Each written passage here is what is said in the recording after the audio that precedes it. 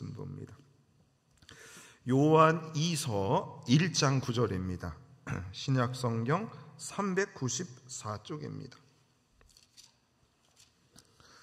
요한 2서 1장 9절 말씀입니다.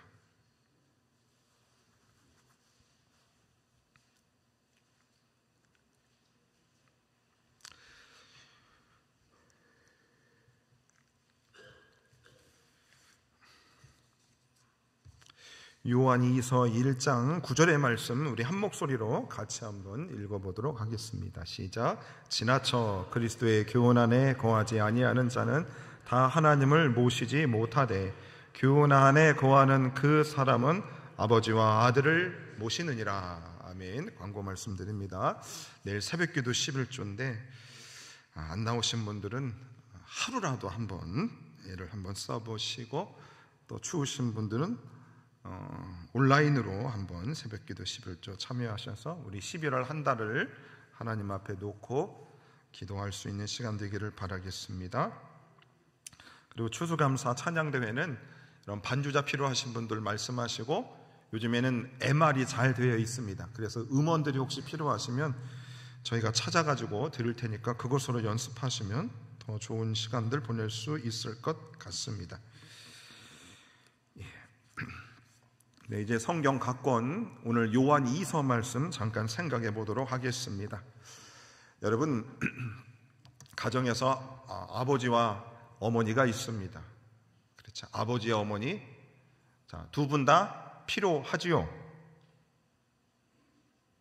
두 분 다 필요하지요.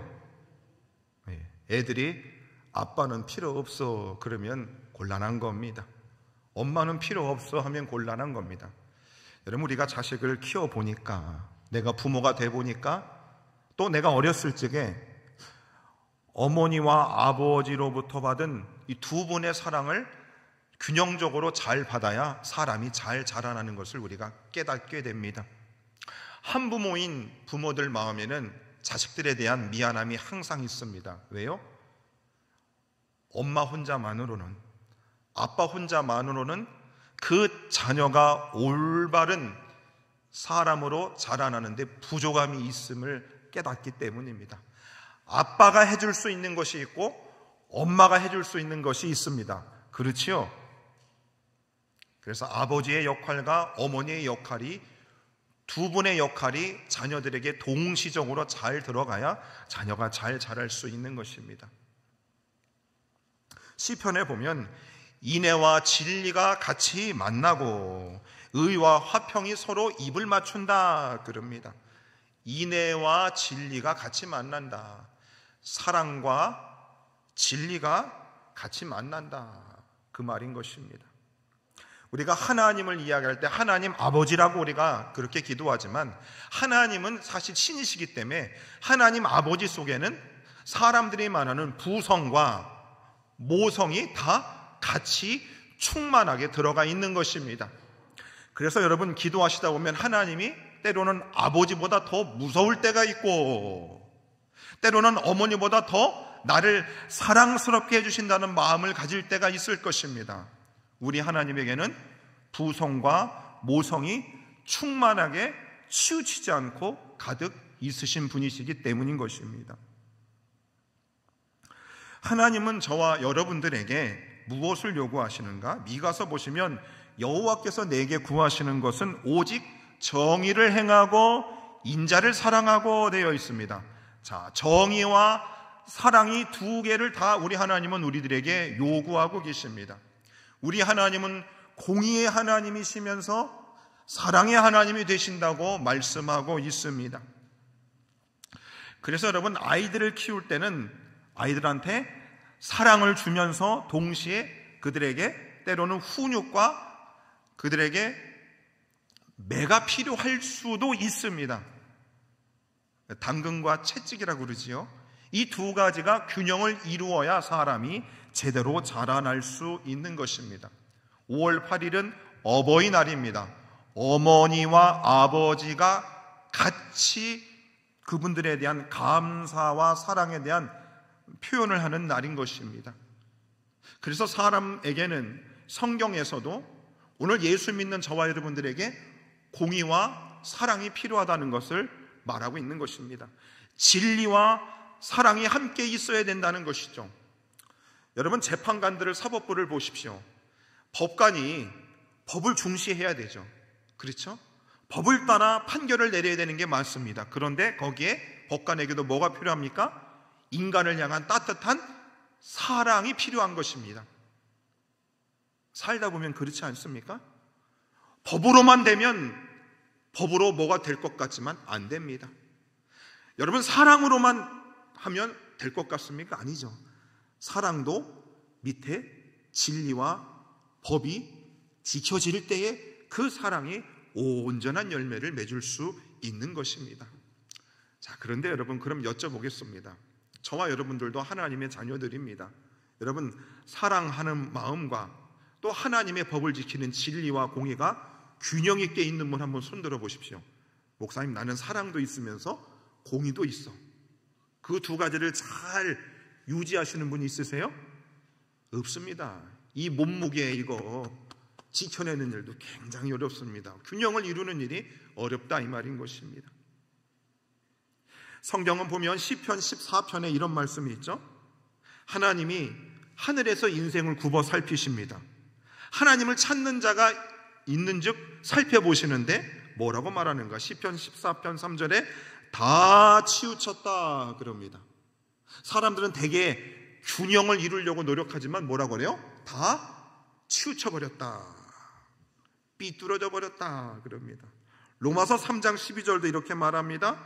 의인은 없나니 하나도 없으며 하나님을 찾는 자도 없고 다 치우쳐 함께 무익하게 됐다 그럽니다. 무익하게 됐다. 우리가 다 치우쳐 있다는 겁니다. 여러분, 사람들의 얼굴을 쳐다보십시오. 좌우의 균형이 안 맞습니다. 짝꿍땡이 있으면 손 한번 들어보세요. 짝꿍땡이. 짝꿍땡이 뭔 말인지 모르세요? 저 짝꿍땡이입니다. 이 몸이 균형이 점점 흐트러집니다. 몸이 한번 사고라도 당하면 뼈가 한번 이렇게 어긋나거나 바스러지기 시작하면 몸의 균형이 틀어지는 겁니다. 저도 가만히 보면 이 안경 쓰면서 코가 휘어지기 시작했습니다. 그래서 미용사가 머리 자를 때 굉장히 애를 먹습니다. 이 삐뚤어가지고 얼굴이 치우쳐져 있는 겁니다. 자, 그래서 여러분, 저와 여러분들이 예수 믿지 않습니까? 그 균형 감각을 이루는 사랑과 진리를 우리가 같이 동시에 잘 균형을 이루면서 살아가야 좌로나 우로나 치우치지 않고 우리가 살아갈 수 있는 것입니다. 세상에 얼마나 많은 사건과 사고들이 있습니까? 그것을 분별하는 일이 굉장히 어렵습니다. 그런데 문제는 뭐냐? 내가 다 치우쳐 있습니다. 내가 치우쳐 있다니까요. 그러니까 바른 판단을 내릴 수 없는 겁니다. 법관들이 마음이 치우쳐져 있어요. 자기는 객관적으로 법을 가지고 해석을 한다지만 어떻습니까? 잘못된 판결을 내릴 때가 있다 없다? 많다 적다? 법원에 근무하시는 분 안 계시죠? 네. 사람은 다 치우쳐 있습니다. 그래서 우리가 성경을, 사실 균형을 가지고 성경을 읽어야 되는데도 우리의 마음과 우리의 심령이 치우쳐져 있다는 것을 성경은 부정하고 있지 않습니다. 자, 오늘 이 요한 2서의 말씀은 바로 저와 여러분들에게 그것을 말하는 겁니다. 뭐냐? 진리와 사랑이 균형을 이루어야 된다. 함께 그것을 가지고 살아가야 됨을 우리에게 말씀해 주시고 있습니다. 오늘 본문에 읽지는 않았지만 3절에 보니까 이렇게 말씀합니다. 은혜와 긍휼과 평강이 하나님 아버지와 아버지의 아들 예수 그리스도께로부터 진리와 사랑 가운데서 우리와 함께 있으리라 그럽니다. 진리와 사랑이 함께 균형을 이루어야 어떻게 해요? 우리의 삶이 치우쳐져 있던 삶이 흔들리지 않고 바른 길을 걸어갈 수 있는 것을 말씀해 주시고 있습니다. 자식을 키운 분들을 압니다. 첫째한테 크니까 옷을 사줍니다. 그럼 둘째 애가 대딸 입이 나와서 이렇게 말합니다. 엄마, 왜 나는 언니가 입었던 거 맨날 물려 입어야 돼? 새 거 사달라는 겁니다. 새 거 사달라는 거죠. 왜 엄마는 언니만 사랑하냐고, 자기는 사주지 않고, 이렇게 그 사람들이 이 균형을 이루지 않는 거에 대해서 되게 따집니다. 되게 따지지요. 자, 그러나 사람이 치우쳐 있기 때문에 이 공의와 이 사랑, 진리와 사랑 가운데서 행하는 일이 참 어려움을 우리에게 말씀해 주시고 있습니다. 그래서 저와 여러분들이 왜 하나님 말씀을 배워야 되는가? 왜 저와 여러분들이 하나님을 따르고 예수님의 말씀에 귀를 기울여야 될까? 왜요? 치우쳐져 있는 우리의 마음을 중간으로 모아주시고, 그 다음에 진리와 사랑으로 우리가 바르게 바라보고 판단할 수 있기 위해서 우리가 주님을 더 배워야 하는 것입니다. 그래서 사랑과 진리를 균형 있게 이루는 것, 사랑과 용서를 균형 있게 하는 것, 사랑과 공의를 균형 있게 하는 일은 쉬운 일은 아닙니다. 성경은 이렇게 말합니다. 하나님이 공의와 사랑의 하나님이시듯이 공의와 사랑은 절대 따로 떼어질 수 없다는 겁니다. 같이 가는 것을 말하고 있습니다. 자, 그러면 오늘 성경에서 사랑은 무엇인가에 대해서 어떻게 설명하는가? 6절에 보니까 이렇게 설명합니다. 또 사랑은 이것이니 우리가 그 계명을 따라 행하는 것이요. 자, 오늘 이 요한이서에서 사랑은 뭐라요? 그 계명을 따라 행하는 것이다 말합니다. 계명이라고 하는 것은 법을 말하고 있습니다. 진리를 말하는 겁니다. 사랑은 진리를 따라 행하는 것이다 말하는 겁니다. 사랑과 진리는 같이 가는 것임을 말하고 있는 것입니다. 그래서 여러분, 청춘 남녀의 사랑을 보십시오. 금방 붙었다 떨어집니다. 하루에도 사랑한다고 카톡으로, 인스타도, DM으로 사랑해 사랑해 사랑해 합니다. 그런데 100일 지나고 나면 다른 남녀로 바뀌어져 있습니다. 여기서 말하는 이 사랑은 감정적인 사랑을 말하고 있지 않습니다. 사랑은 계명을 지키는 것이다. 각방 쓰시는 성도님들 손 한번 들어보세요. 손 안 드셔도 됩니다. 혼자 계신 분들 죄송합니다. 죄송합니다. 각방 쓰시는 분들이 있어요. 저는 그래서 그분들이 부부 금술이 안 좋은 줄 알았습니다. 젊을 때는. 그런데 지금 충분히 이해가 갑니다. 충분히 이해가 가요. 젊은 것이 벌써부터 그런 것들을 깨닫고 충분히 이해가 갑니다. 그런데 노부부가 임자 사랑해 이런 말 하지 않습니다. 그런데 50년 동안 그냥 묵묵히 남편 되신 분은 남편의 자리를 지키고 아내 되신 분은 남편을 뒤에서 뒷바라지하는 일을 묵묵히 하시는, 말없이 하는 그 부부가 진짜 사랑을 하는 겁니다. 처음 결혼식을 하면서 성혼서약을 하면서 부부의 도리를 다 하겠습니다. 머리가 팥뿌리가 되도록 부부의 정절을 지키겠습니다. 계명을 지키는 것이 곧 뭐라? 그것이 진짜 사랑이다. 여기에 젊은 사람들이 많이 없는데 혹시 젊은 사람 옆에 있으면 야, 니들이 사랑을 하냐? 한번 그래 보세요. 야, 니들이 사랑을 하냐? 예. 오랫동안 정말 사랑한다는 말 하지 않았어도 50년 동안 부부의 자리를 지키며 그 약속을 지키며 살아오신 그분들이 바로 진짜 사랑인 겁니다. 우리 하나님이 에덴교회에서 하나님을 사랑하는 사람을 찾고 계십니다. 자, 어떤 사람을 하나님이 사랑하는 사람으로 보실까? 기도할 때마다 주님 사랑해요 이렇게 고백을 하는 성도님도 사랑하시겠지만 어떻게 해요?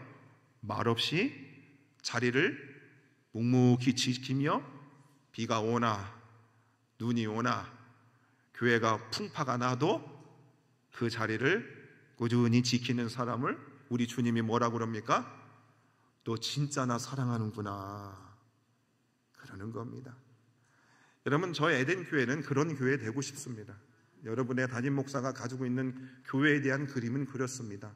우리 교회는 휘황찬란한 교회 되고 싶지 않습니다. 저는 우리 성도님들 다 수수하지만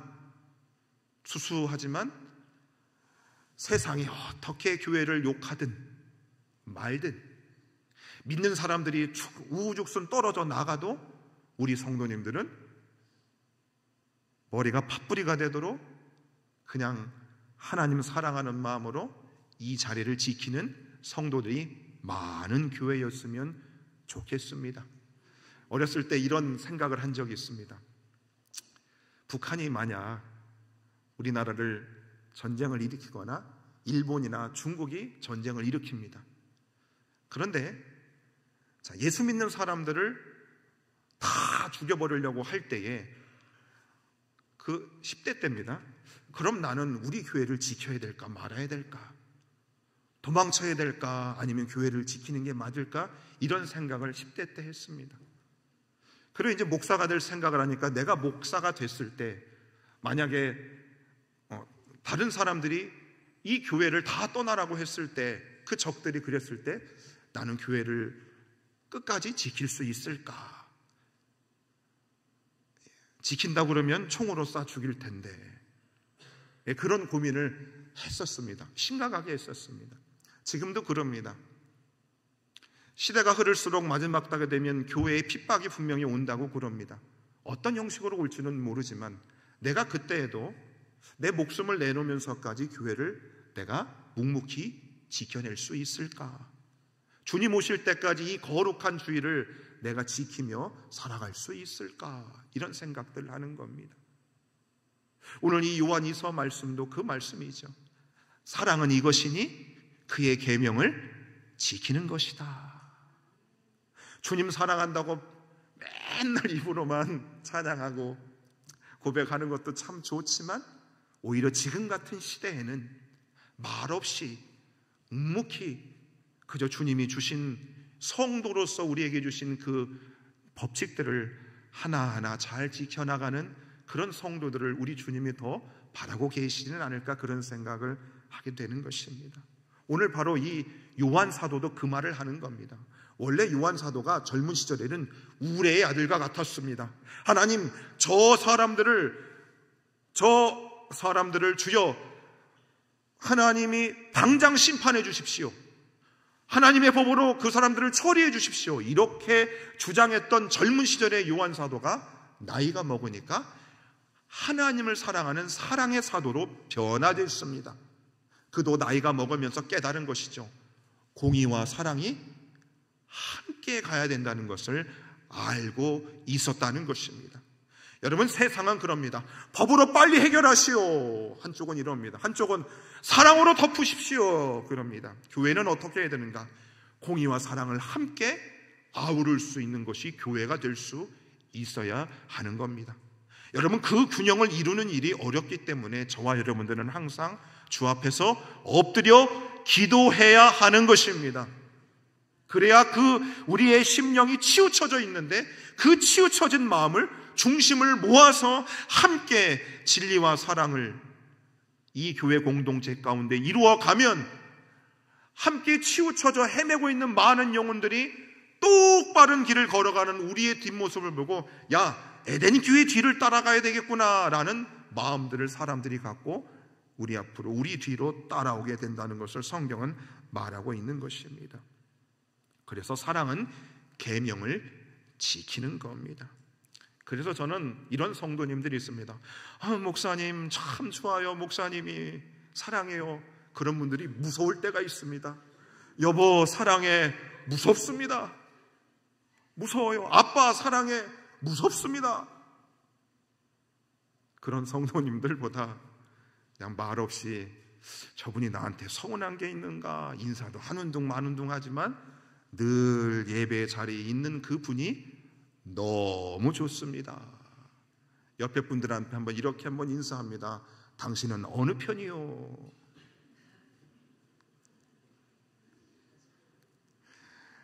여러분, 그래서 목사가 너무 여러분들한테 성도님들 사랑합니다, 조심하셔야 됩니다. 제가 여러분들한테 사랑합니다라는 말을 안 해도 맴으로 좀 느끼세요. 뭐로 느끼라고요? 맴으로. 느껴져요? 느껴져요? 안 느껴져요? 현찮아서 어떻게 하겠어요, 목회를. 마음으로 그렇게 느껴지면 여러분 인생이 기쁜 겁니다. 진짜입니다. 정말 마음이 서로 통하고 서로를 위한다는 사랑의 마음이 있으면 여러분 예수 피로 섞인 그 교회 공동체가 진짜 위대한 겁니다. 정말입니다, 여러분. 정말이죠. 그래서 오늘 요한 사도도 바로 사랑은 진리를 따라 계명을 따라 행하는 것임을 말하고 있다. 그래서 여러분 진짜 사랑을 아는 분들은 입으로 하지 않습니다. 몸으로 합니다. 몸으로 하는 것이지. 그럼 여러분 우리 이 한국교회와 이 시대, 우리 영적인 시대를 한번 가만히 보시면 어떻습니까? 여러분 사람들이 진짜로 마음 중심을 다해서 사랑하는 것들이 점점 약해지니까 이 겉으로 굉장히 사람들이 사랑하는 것을 더 의도적으로 표현합니다. 고객님 그러지요. 진짜 무서운 거죠. 진짜 무서운 겁니다. 그래서 여러분 교회를 선택할 때 잘 보셔야 돼요. 정말입니다. 잘 보셔야 됩니다. 그러면서 이 요한 2서에서도 그때 당시에 미혹하는 자가 세상에 많이 나타났다 그럽니다. 그리고 그 사람들은 진리를 말하지만, 사랑을 말하지만 그들은 진리를 따라 살지 않았다는 겁니다. 진리를 말하지만 그들에게는 사랑이 없다는 것입니다. 치우쳐져 있다는 겁니다. 그러니 탈이 나는 것입니다. 문제가 생겨난다는 것을 말하고 있습니다. 그래서 오늘 본문의 말씀 9절 보십시오. 지나쳤다는 겁니다. 치우쳤다는 거죠. 그러니까 어떻게 해요? 교훈을 제대로 받지를 않으니 하나님을 모시지 못하는 사람이 된다고 말하고 있습니다.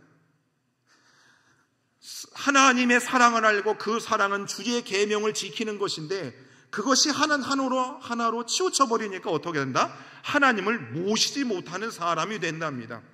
여러분 하나님을 모시고 살고 계십니까? 시어머니 모셔보셨어요? 시어머니 모셔보셨냐고요? 시어머니 모시는 게 어려워요? 하나님 모시는 게 어려워요? 예? 오늘 은퇴 목사님 등록하셨는데 은퇴 목사님 모시는 게 어려울까요? 하나님 모시는 게 어려울까요? 야, 엄 목사님 이거 큰일 났다 이거. 어떠실까요? 자, 진리와 사랑이 함께 가지 않으면, 치우쳐버리면 어떻게 하나님을 모시지 못한다는 겁니다. 여러분 찬송가 448장 예수 따라가며 5절의 가사가 그렇습니다. 주의 힘을 입어 말씀 잘 배우고 주를 모시고 살아가세. 여러분 주님을 모시고 살아가면 인생에 많은 짐인 것 같죠? 근데 막상 여러분 인생의 고난들을 겪어본 분들은 압니다. 주님을 모시고 살아가는 것이 내 인생이 얼마나 안정과 평안이 되는 줄을 그 주님을 모셔본 분들은 안다는 겁니다. 오늘 본문 말씀도 그러잖아요. 교훈 안에 거하는 그 사람은 아버지와 아들을 모시느니라. 아버지와 아들을 모시느니라. 시어머니를 20년 동안 모셨던 며느리가 있습니다. 우리 엄마가 그랬어요. 둘째 며느리인데 우리 할머니 모셨어요. 힘들었습니다. 그런데 할머니가 떠나고 나니까 시어머니를 모시는 일이 어려웠지만 그 어머니를 통해 배운 것이 있었다. 하물며 저와 여러분들이 주님을 사랑해서 주의 계명을 잘 지키어 나가면 아버지와 아들을 우리가 모시며 살아간다는데, 그 하나님 아버지와 예수님을 모시고 살아가면 거기에 뭐가 있다? 생명이 있다. 살아계신 하나님, 부활하신 예수님. 그래서 하나님과 예수님을 모시고 살아가는 일들이 어렵다고 하는 이 시대 가운데 참으로 하나님과 예수님을 모시고 살아가면 거기에 엄청난 사랑의 생명력이 나타나는 줄로 믿으시기를 바랍니다. 여러분, 자식 키우는 거 어렵잖아요. 5놈, 10놈 내어놔 보세요. 근데 그 자식을 요즘은 부모님들이 모시고 살잖아요. 네가 상전이다. 근데 그 자식을 모시는 가운데 뭐가 있어요? 자식이 자라나는 것을 보면서, 생명이 나타나는 것을 보면서 사람들이 기쁜 거죠. 야, 네를 키우면서 내가 살았다, 이 고백을 하는 겁니다. 저와 여러분들이 하나님을 사랑하고, 그 사랑은 주님의 계명 지키는 것이 어려워도 그것을 지킴을 통하여 나중에, 아니 지금도 아버지와 예수님을 모심으로 우리 가운데 주시는 하나님의 엄청난 은혜와 복이 있으시는 줄로 믿으시기를 바랍니다. 우리 에덴 교회는 바로 그 하나님과 아들 예수님을 모시는 교회입니다. 엄태근 목사를 모시는 교회 아니에요. 그럴 생각하지도 마세요. 우리의 아버지 되시고 그 아들 되신 예수 그리스도를 우리가 잘 모시고 살아가면 거기에 엄청난 생명과 엄청난 열매들과 복락들이 넘쳐나는 줄로 믿으시기를 바랍니다. 마지막으로 옆에 분들한테 이렇게 인사합니다. 우리 아버지 하나님과 예수님 잘 모시십시다.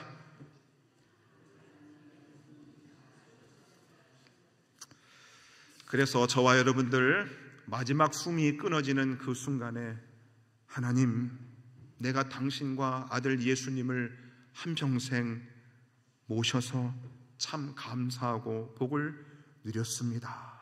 그 고백을 할 수 있는 저와 여러분 되시기를 주 이름으로 축원해 드립니다. 함께 말씀을 놓고 이렇게 기도합니다. 하나님, 우리는 다 치우쳐 있습니다.